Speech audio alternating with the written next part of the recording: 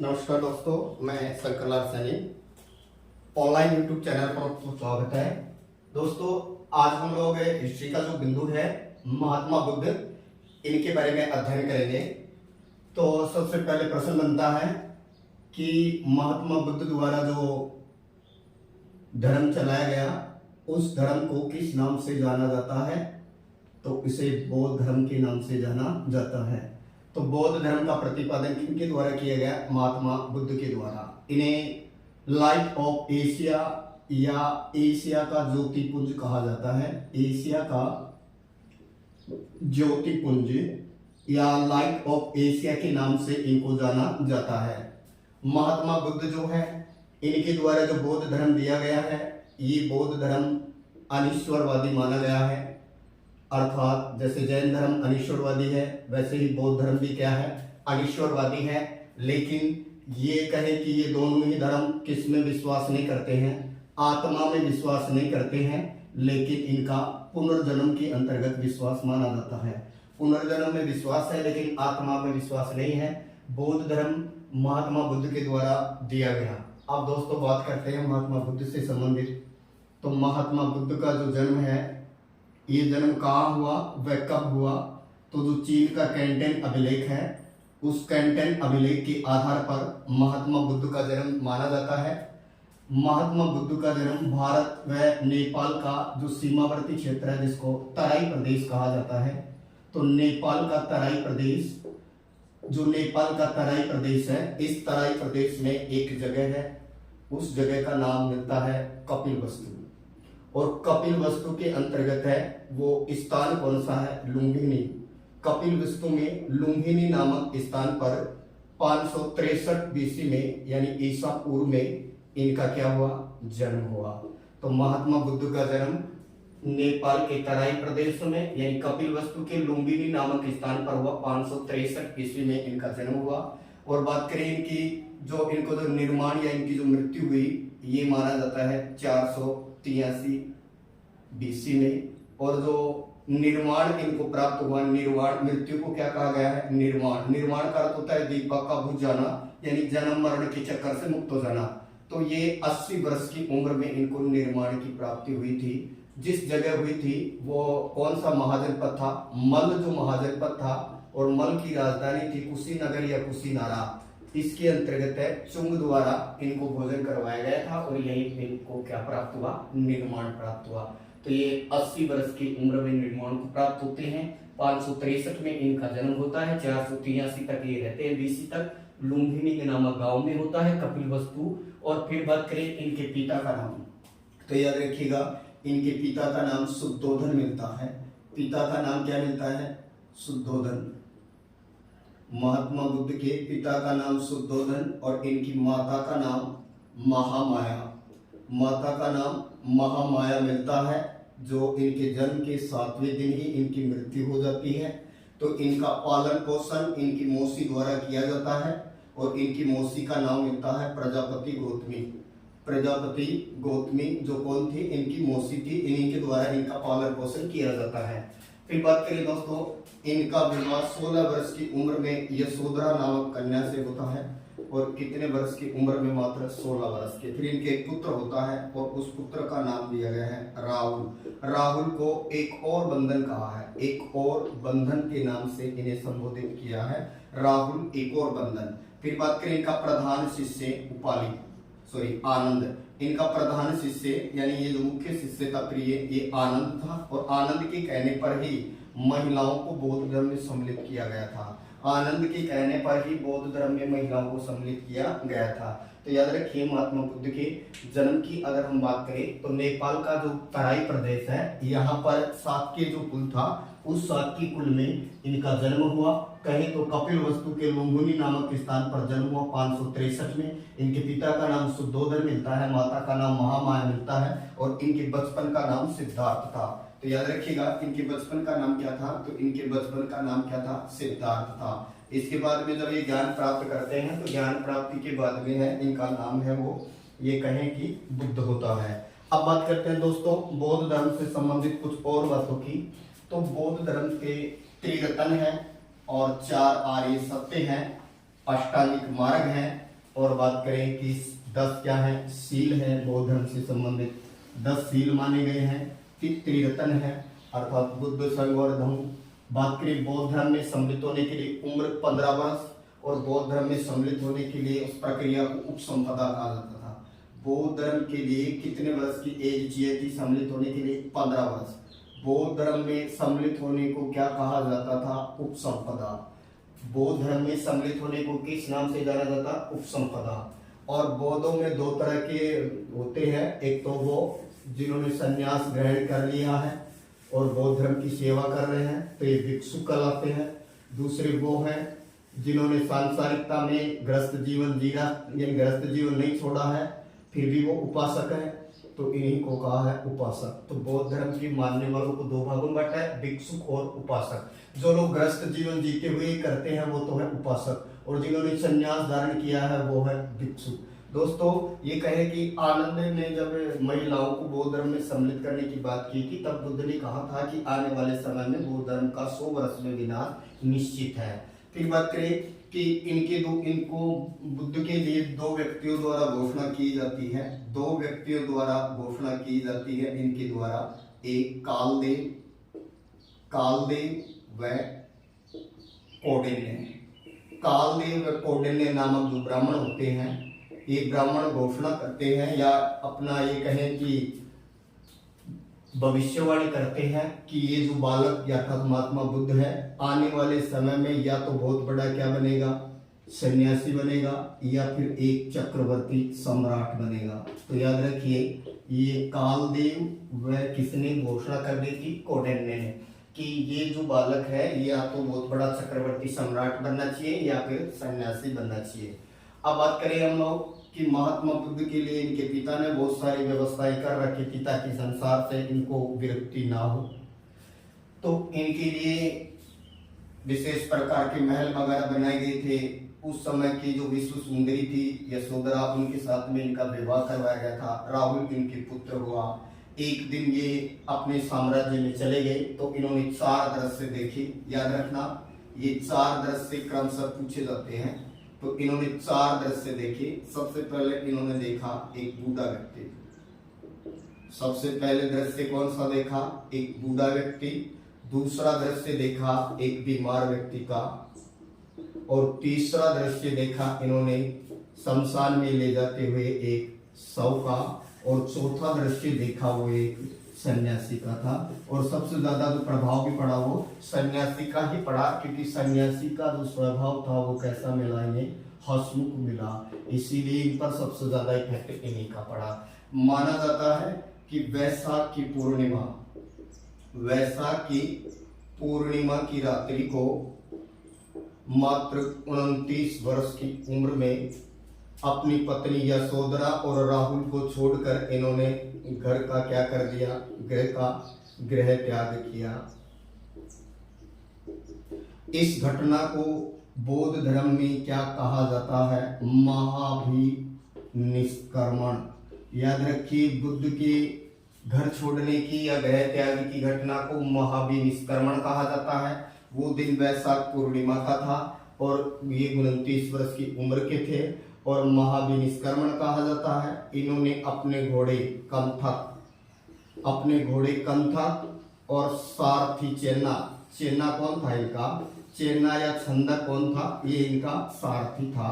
इनको लेता है साथ में और उरुवेला नदी की ओर चल देता है। बोले तो ये कहे कि उरुवेला की ओर चल देता है। दोस्तों, वैशाख पूर्णिमा का बौद्ध धर्म में बहुत महत्व है। महात्मा बुद्ध का जन्म वैशाख पूर्णिमा को हुआ। इनको ज्ञान की प्राप्ति भी वैशाख पूर्णिमा को हुई और इनको निर्माण की प्राप्ति भी वैशाख पूर्णिमा को हुई। तो याद रखिए, वैशाख पूर्णिमा इनके लिए बहुत ज्यादा महत्व का है। फिर कहें कि महाभिनिष्क्रमण कौन सी घटना है? गृह त्याग की घटना है। और गृह त्याग का प्रतीक क्या है? तो गृह त्याग का जो प्रतीक माना जाता है वो है घोड़ा। गृह त्याग का प्रतीक क्या माना जाता है? घोड़ा। जबकि इनके जन्म का प्रतीक की अगर बात करें तो कमल व सांड मिलता है। कमल व सांड इनकी जन्म का प्रतीक है, गृह त्याग का घोड़ा।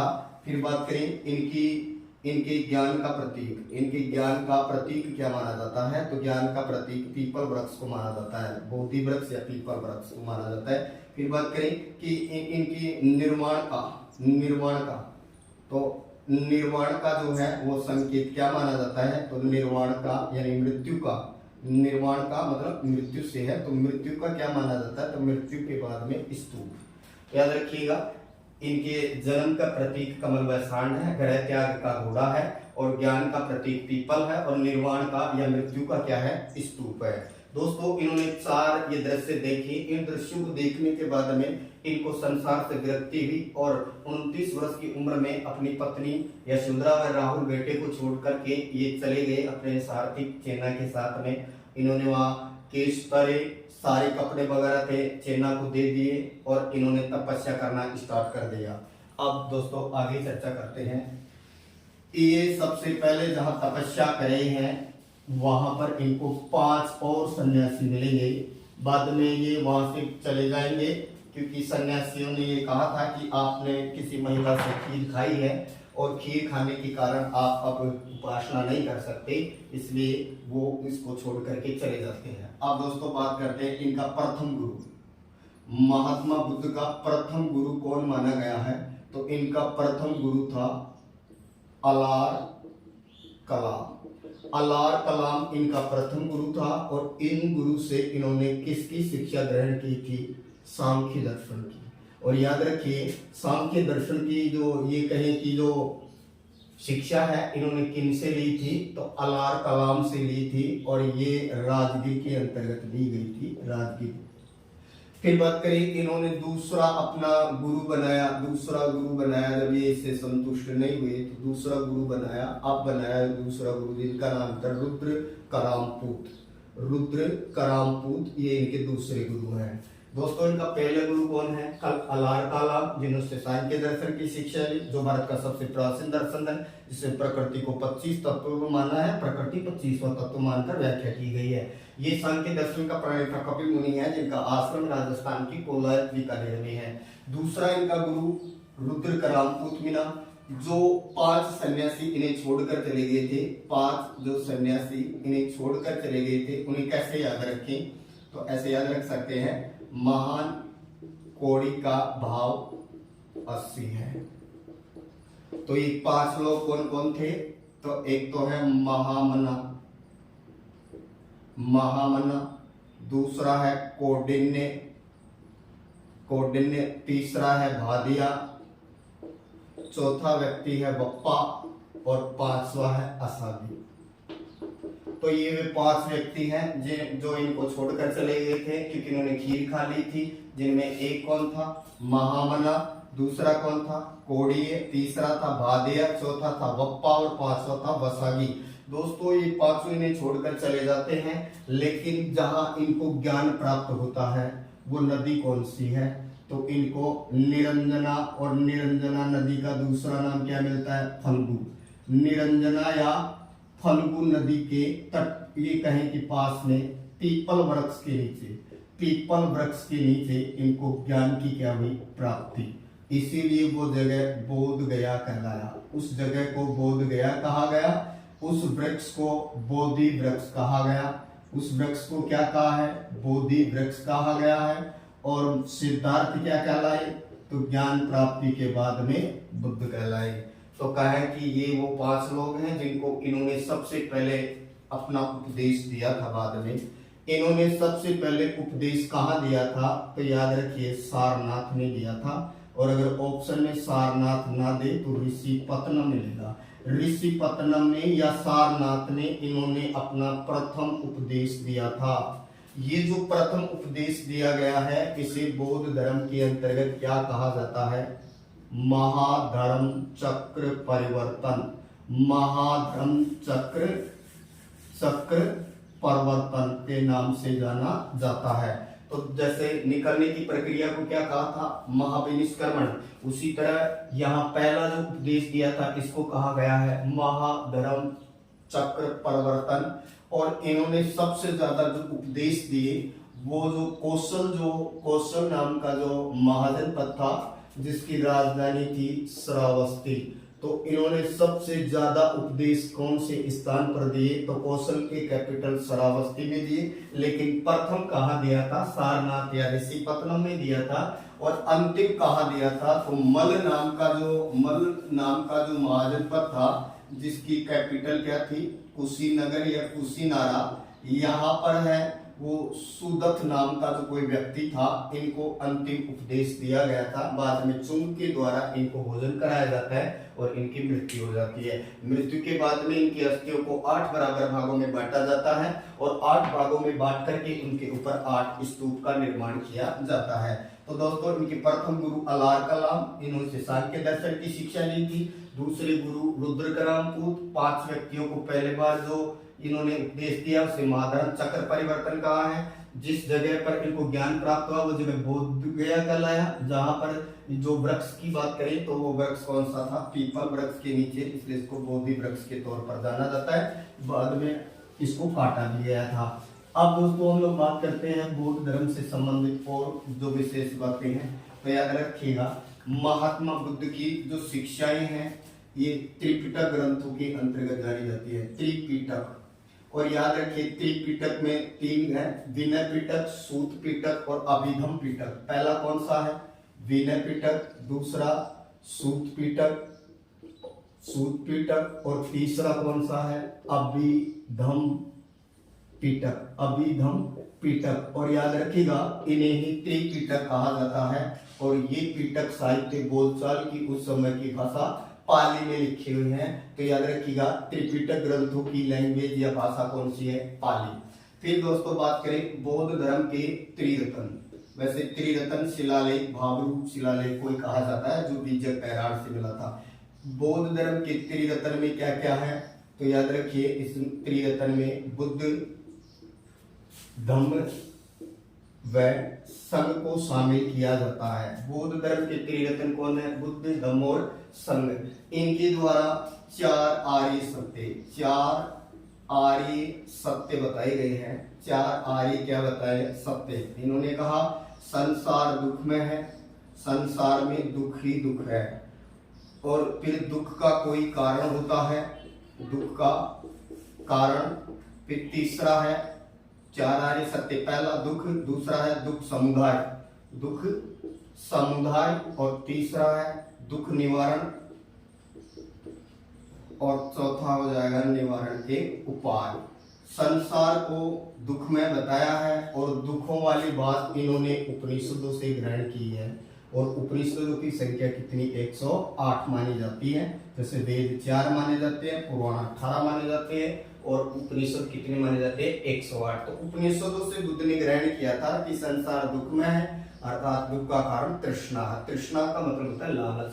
तो 4 आर्य सत्य ये बताई गई है, दुख समुदाय, दुख कारण और दुख निवारण के उपाय। उसी तरह से इनके द्वारा दुखों को दूर करने के लिए अष्टांगिक मार्ग बताया गया है। अष्टांगिक मार्ग पर चलकर व्यक्ति ये इन दुखों से छुटकारा पा सकता है। उसी तरह व्यक्ति को 10 शील भी बताए हैं बुद्ध के द्वारा। व्यक्ति का 10 शील बताया गया है। 10 शील, अष्टांगिक मार्ग, 4 आर्य सत्य, त्रिरत्न और त्रिपिटक इनके ग्रंथ वगैरह का नाम मिलता है। फिर बात करते हैं हम लोग बौद्ध संगति। तो दोस्तों 4 बौद्ध संगतियां मानी जाती हैं। अब ये 4 बौद्ध संगतियां कौन कौन सी हैं, अब इनको कैसे याद रखेंगे? तो याद रखिएगा 4 बौद्ध संगतियों में नंबर 1 पहली हुई थी 483 BC में। फिर दूसरी कब हुई? इसके 100 वर्ष बाद, मतलब 383 BC में। तीसरी कब हुई? 255 BC में। और चौथी बौद्ध संगति कब हुई? ईसा की प्रथम शताब्दी, ईसा पूर्व की यानी ईसा की प्रथम शताब्दी। तो प्रथम शताब्दी में हुई। पहली कहाँ हुई? तो राजगीर नामक जगह पर हुई, राजगीर नामक स्थान पर हुई। दूसरी कहाँ हुई दोस्तों? वैशाली में हुई। और तीसरी कहाँ हुई? ये पाटलिपुत्र में हुई। तीसरी कहाँ हुई? पाटलिपुत्र में हुई। और चौथी कहाँ हुई? तो ये कुंडल वन में हुई। और कुंडल वन पड़ता है जम्मू कश्मीर में। पहली बौद्ध संधि 483 में राजगृह में हुई, दूसरी 383 वैशाली में हुई, तीसरी 255 में पाटलिपुत्र में हुई, और ये कहें कि चौथी है वो प्रथम शताब्दी कुंडलवन में हुई। पहली की अध्यक्षता किस व्यक्ति द्वारा करवाई गई? तो पहली की अध्यक्षता करने वाला महाकश्यप था। पहली का महाकश्यप, पहली का महाकश्यप था। फिर दूसरी का कौन था? सभाकामी था दूसरी का। और फिर बात करें तीसरी का, ये मोगलीपुत्र तिस था। मोगलीपुत्र तिस, ये मोगलीपुत्र तिस है। और लास्ट की अगर हम लोग बात करें तो यहाँ पर था वसुमित्र या अश्वघोष। वसुमित्र या अश्वघोष, क्योंकि यहाँ एक अध्यक्ष और एक क्या मिलता है? उपाध्यक्ष मिलता है। उसी तरह से अगर बात करें हम लोग कि पहली किस राजा की समय हुई थी, तो पहली किसके समय हुई थी? अजातशत्रु के समय, अजातशत्रु। दूसरी किनके समय हुई थी? तो कालाशोक राजा था, उसकी समय हुई थी। तीसरी किसके समय हुई थी? तो अशोक सम्राट की समय हुई थी। और चौथी बौद्ध संधि किनके समय हुई थी? कनिष्क के समय हुई थी। और ये जो चौथी जो हुई थी कुंडलवन में कनिष्क के समय, यहीं पर बौद्ध धर्म है दो भागों में डिवाइड हो गया था। इसकी एक शाखा हीनयान कहलाई और दूसरी शाखा महायान कहलाई। एक हीनयान और महायान। तो बौद्ध धर्म दो भागों में बट गया था। चौथी जो बौद्ध संगति थी उसमें एक हीनयान और दूसरा महायान में बट गया था। दोस्तों ये माना जाता है कि अभी बुद्ध का एक तो मैत्रेय व अनाम बुद्ध का अवतार अभी बाकी है। बुद्ध के दो अवतार बाकी हैं अभी, मैत्रेय बुद्ध और अनाम बुद्ध, इनका अवतार होना बाकी है। अब इनको कैसे याद रखेंगे? तो ऐसे याद रखना, राज वैसे पाटिल के कुंडोमी है, राज वैसे पाटिल के कुंडोमी है। और महासभा में 30 वसु, महासभा से महाकश्यप, सभा से सभाकामी, 30 से मोगलीपुत्र 30 और वसु से वसुमित्र। महासभा में 30 वसु। और आजकल अशोक कनिष्क है, आजकल अशोक कनिष्क है, आजकल अशोक कनिष्क है। तो याद रख सकते हैं दोस्तों। बौद्ध धर्म जैन धर्म की तरह ही अनिश्वरवादी है, क्योंकि जो वेदों में जिनका विश्वास नहीं है, वेदों में जिनका विश्वास नहीं है, उन्हें अनिश्वरवादी का तौर पर जाना जाता है। चैनल को लाइक करें, सब्सक्राइब करें। Thank you.